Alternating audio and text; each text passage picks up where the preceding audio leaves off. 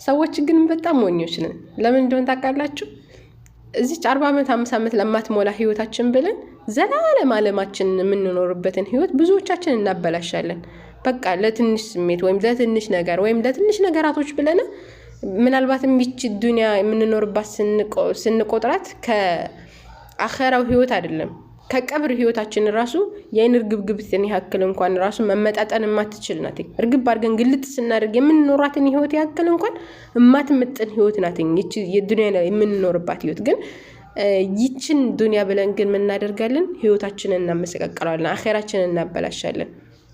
ያላህ መልእክተኛ አለይሂ ሰላቱ ሰላም ምን ይላሉ በሰሂህ ቡኻሪ ላይ يقال لاهل الجنه ለጀነት ሰዎች ይባላሉ ያ اهل الجنه እናንተ የጀነት ሰዎች ሆይ خلود لا موت ካሁን በኋላ ሞት የለም ጀነትን ግቡ ይባላሉ።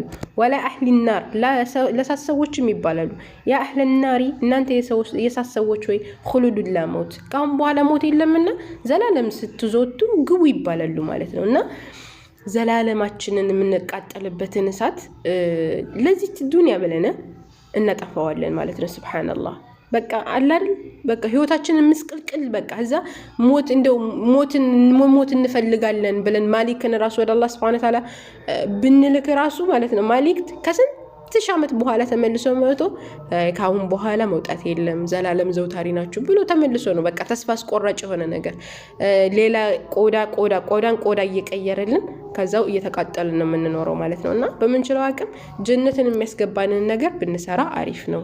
ህይወታችንን ማስተካከል በቃ ዱንያ ጠፊ ነች። ነገ ልንሞት እንችላለን፣ ከሰዓት በኋላ ከደቂቃ በኋላ ልንሞት እንችላለን። ግን የአኺራ ህይወታችንን ማበላሸት የለብንም፣ የጀነት ህይወታችንን ማበላሸት የለብንም።